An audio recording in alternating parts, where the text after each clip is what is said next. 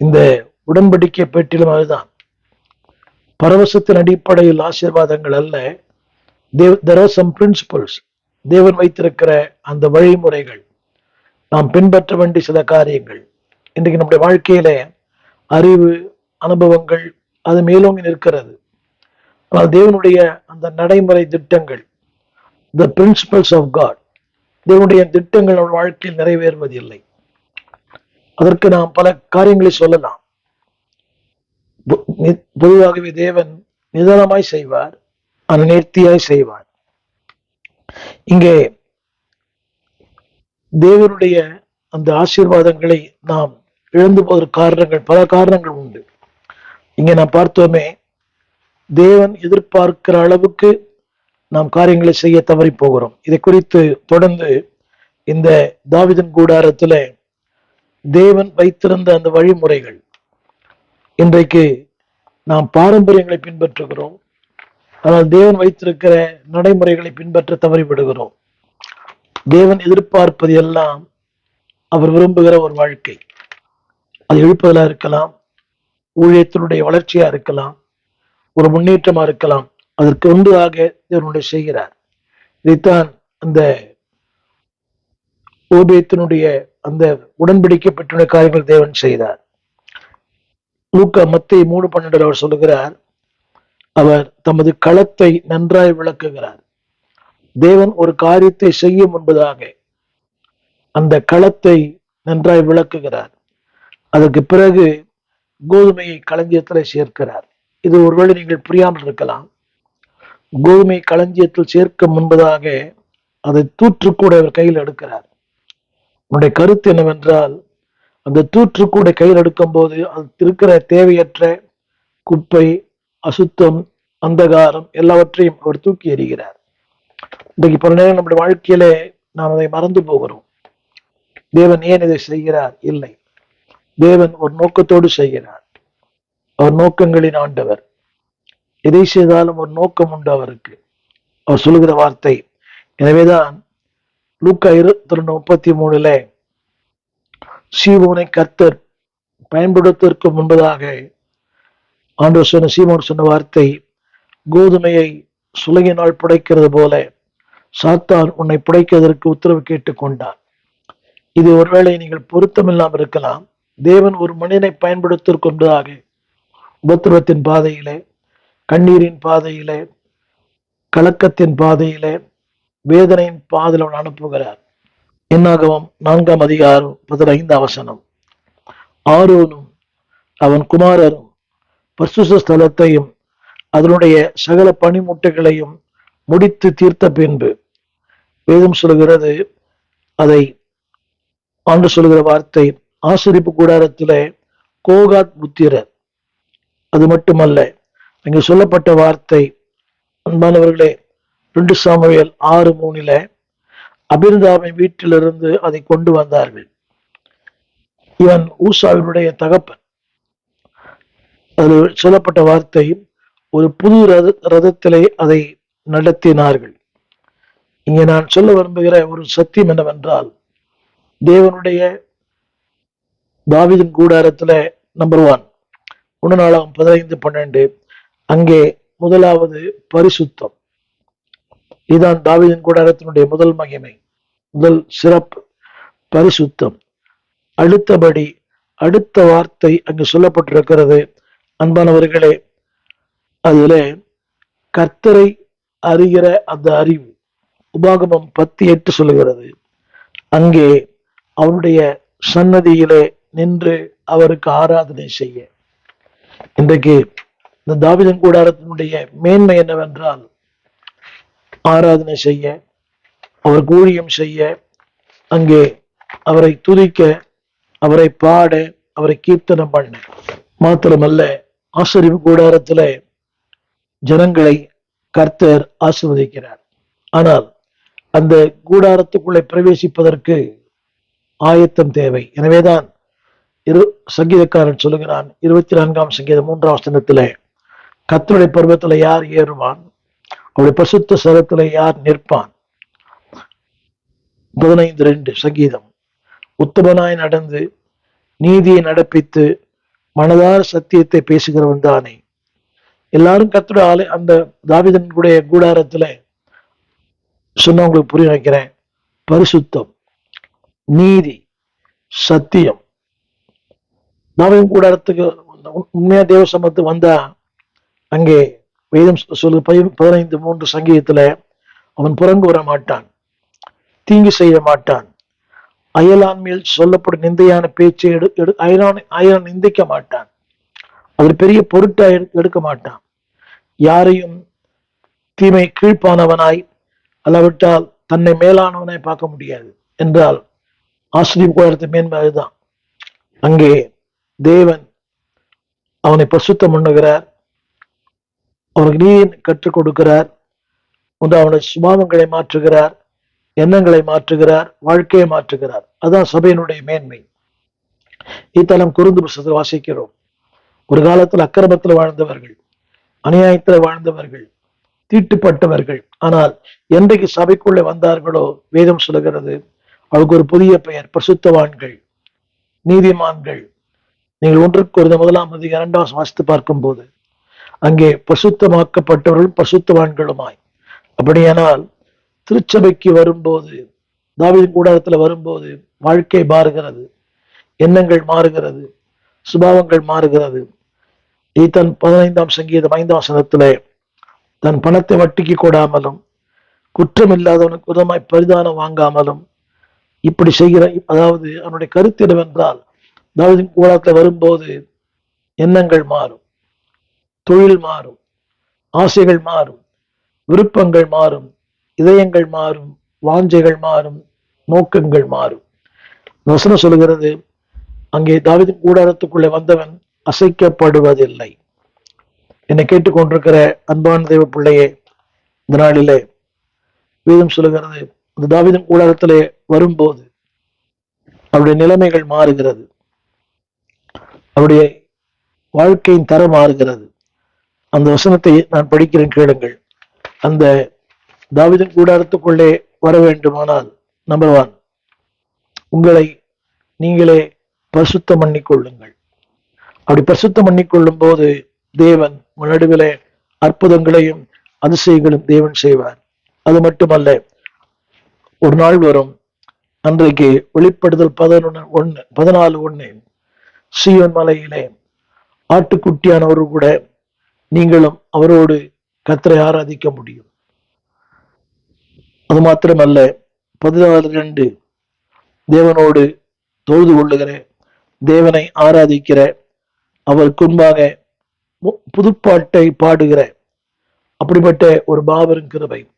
அந்த கிருபை பெற வேண்டுமானால் இந்த பூமியிலே சபை கனம் பண்ணுங்கள், தாவீதின் கூடாரத்தை கனம் பண்ணுங்கள், தாவீதின் கூடாரத்தை மதியுங்கள், தாவீதின் கூடாரத்திற்குள்ளே ஒவ்வொரு நாளும் அங்கே இருப்பதற்கு முயற்சி பண்ணுங்கள். 1000 நாளை பார்க்கலாம் பிரகாரம் வருகிற ஒரே நாள் நல்லது. எனவேதான் வேதம் சொல்லுகிறது, அன்பானவர்களே, அந்த உன்னாளகமும் 15:1 தாவீது அந்த உடன்படிக்கை பெட்டிக்கு ஒரு ஸ்தலத்தை ஆயத்தம் பண்ணினான், அதற்கென்று ஒரு கூடாரத்தை போட்டான். இதெல்லாம் அவன் அந்த கூடாரத்திற்கு அவன் செய்த கிரியைகள், அவன் செய்த முன்னேற்பாடான காரியங்கள்.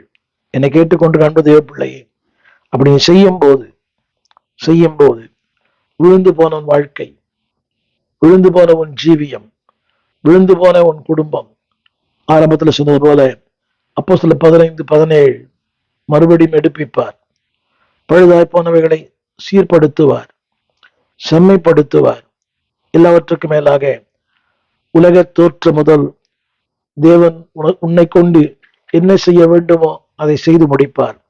எல்லாவற்றுக்கும் மேலாக ஆமோஸ் 9:1 சொன்னபடி அவர் நாமம் விளங்கும். அது மாத்திரமல்ல, சகல ஜாதியாரையும் சொந்தமாக்குவார். இந்த நாளிலே அந்த தாவீதின் கூடாரத்திற்குள்ளே தங்கியிரு, நிலைத்திரு. தாவீதின் கூடாரத்திற்கு உன்னை அர்ப்பணி. அப்படி அர்ப்பணிக்கும் போது ஏசாயா 58:12 உன்னிடத்திலிருந்து தோன்றினவர்கள் பூர்வ முதல் பாழாய் கிடந்த ஸ்தலங்களை கட்டுவார்கள். நீ ஆலயத்தை கட்டினால் தேவன் குடும்பத்தை கட்டுவார். அது மட்டுமல்ல, தலைமுறை தலைமுறையாக உன் அஸ்திபாரங்கள் இருக்கும். எத்தனை அருமையான வார்த்தை! நீ கர்த்தரை ஆராதிக்கும் போது, கர்த்தரை தொழுது கொள்ளும் போது, தலைமுறை தலைமுறையாக உங்கள் குடும்பங்கள் தழைத்து ஓங்கும். அது மாத்திரமல்ல, திறப்பானதை அடைக்கிறவன் என்றும் பாதைகளை திருத்துகிறவன் என்றும் நீ பெயர் பெறுவாய். என்னை கேட்டுக்கொண்டிருக்க அன்புதேவ பிள்ளையே, அந்த தாவீதின் கூடாரத்துக்குள்ளே நீ பிரவேசிக்கும் போது, சும்மா பிரவேசிப்பதல்ல, ஆயத்தம், பரிசுத்தம், உன்னை சுத்திகரித்துக் கொண்டு உன் வாழ்க்கையை மாறி அப்படி செய்யும் போது வேதம் சொல்லுகிறது, நீ தலைமுறை தலைமுறையாக உன் குடும்பம் கட்டப்படும், உன் வாழ்க்கை கட்டப்படும், உன்னுடைய எதிர்காலம் கட்டப்படும். மாத்திரமல்ல, நீ திறப்பானதை அடைப்பாய், பாதைகளை திருத்துவாய், நீ பெயர் பெறுவாய். அதனாலே நீ பெயர் பெற வேண்டுமா? திறப்பானவைகளை அடைக்க வேண்டுமா? பாதைகளை திருத்த வேண்டுமா? தேவன் சொல்லுகிறார், என்னுடைய கூடாரத்துக்குள்ளே வா, என் சபைக்குள்ளே வா, என் ஆலயத்திற்குள்ளே வா. இப்படி வரும்போது your life will be changed. எல்லாமே மாறும். நான் சொன்னது போல அன்பானவர்களே, உங்களை நீங்களே பரிசுத்தம் பண்ணிக்கொள்ளுங்கள். sanctify yourself. ஆராய்ந்து பாருங்கள். Analyse yourself. நீங்கள் அந்த கூடாரத்தில் இருப்பது எவ்வளவு பெரிய பாக்கியம். இருப்பது முக்கியம் அல்ல, தேவன் எதிர்பார்க்கிற, தேவன் விரும்புகிற அந்த பரிசுத்தம், தேவன் எதிர்பார்க்கிற ஒரு ஆயத்தம். அன்பானவர்களே, எனவேதான் அந்த கூடாரத்துக்குள் போகும்போது உங்களை ஆயத்தம் பண்ணி கொள்ளுங்கள். உங்கள் எண்ணங்கள், உங்கள் சிந்தைகள், உங்கள் வாழ்க்கை எல்லாமே மாற நான் ஜெபிக்கிறேன். அப்பொழுது வேதம் சொல்லுகிறது, நீ சீயோனிலே பெயர் பெறுவாய். ஏசாயா 40:4, உன் பள்ளங்கள் உயர்த்தப்படும், சகல மலையும் குன்றும் தாழ்த்தப்படும், கோணலானது செவ்வையாகும், கரடு முரடுகள் சமமாக்கப்படும். எப்ப தெரியுமா? என்ற இந்த டேபர்நாக்கிள், கர்த்தருடைய ஆலயத்திலே, கர்த்தருடைய கூடாரத்தை பிரவேசிக்கும் போது உன் பள்ளமெல்லாம் உயர்த்தப்படும்.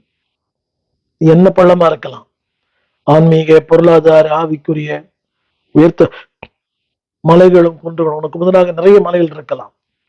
உன்னை எதிர்க்கும் சக்திகள், மலை போன்ற பிரச்சனை, மலை போன்ற சவால்கள், வேதம் சொல்லுகிறது, அவையெல்லாம் தாழ்த்தப்படும், கோணலானது செவ்வையாகும், கரடு முரடு சமமாக்கப்படும்.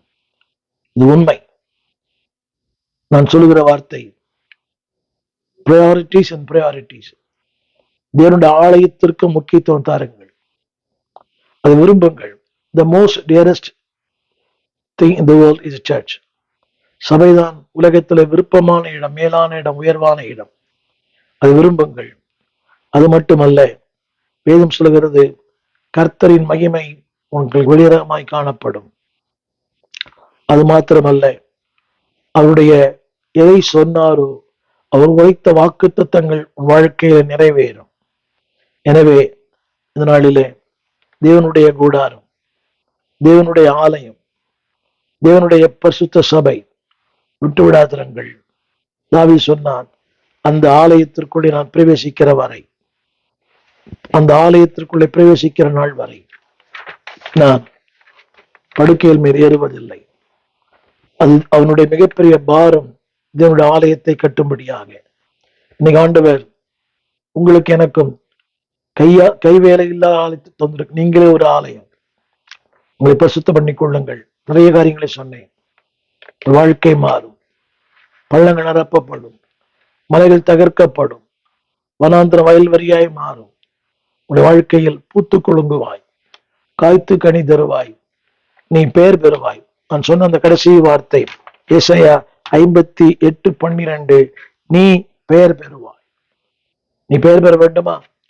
தப்பு செஞ்சும் பெயர் பெறலாம், அநியாயம் செஞ்சும் பெயர் பெறலாம், அக்கிரமம் செஞ்சும் பெயர் பெறலாம், கொலை பண்ணி கூட பெயர் பெறலாம், அடுத்தவங்களை ஏமாற்றி பெயர் பெறலாம். அப்படி அல்ல, அவனுடைய கூடாரத்துல வருவதனால் இவனுக்கு ஒரு பெயர், a new name, a new attachment, எல்லாமே ஒரு புதிய வாழ்க்கை.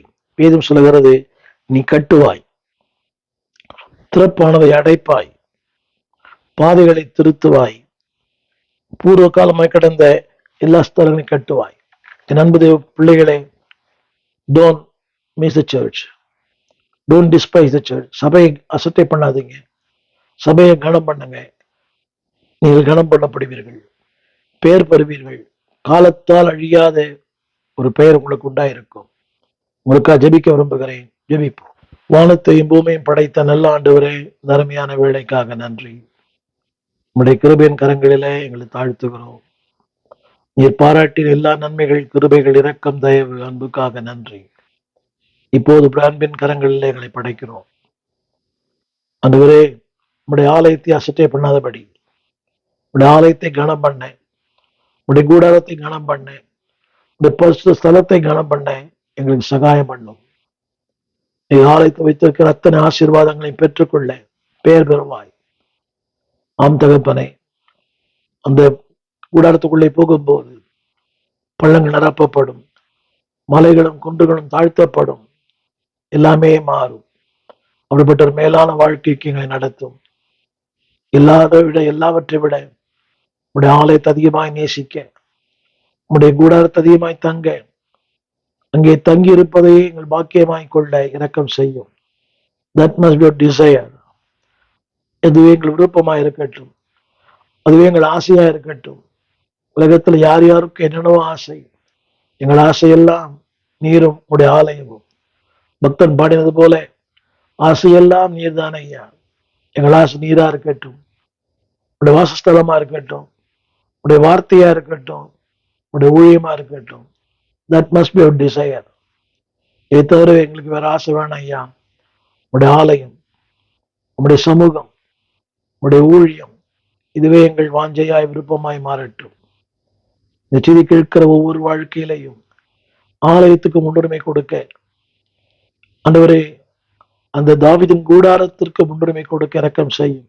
கர்த்தருடைய நாளிலே கர்த்தருடைய ஆலயத்துக்கு முன்னுரிமை கொடுக்க இரக்கம் செய்யும். நேரத்தோடு கர்த்தரை ஆராதிக்க, நேரத்தோடு ஆண்டவரே முன்பு சில உட்கார்ந்து சத்தியத்தை கேட்க, இதனுடைய ஆலயத்தை கனம் பண்ண, வார்த்தையை கனம் பண்ண, ஆராதனை கனம் பண்ண எங்களுக்கு உதவி செய்யும். உடைய அன்பின் கரங்களிலே தாழ்த்துகிறோம். ஆசீர்வதியும். இயேசுவின் நாமத்தில் நல்ல பிதாவே, ஆமென். அன்பான தேவ பிள்ளைகளே, ஆலயத்தை கனம் பண்ணி பாருங்க. நீ கனம் பண்ணப்படுவாய், நீ பேர் பெறுவாய், உன் பள்ளங்கள் மாறும், உன் மலைகள் ஒன்றுமில்லாமல் போகும். God bless you. உங்கள் விலாசம்: போதகர் ஸ்டீபன் தேவகுமார், திறந்த வாசல் சபை, நம்பர் 65, பரமானந்த தெரு, 7 கிணறு, சென்னை 600001. தொடர்புக்கு 9841839287. மேலும் 0444318330. எங்கள் மின்னஞ்சல் stephen.opendoor@gmail.com. எங்கள் தேவ செய்திகளை யூடியூப் சேனலில் பார்த்து பயனடையுங்கள். தேவன் உங்களை ஆசீர்வதிப்பாராக.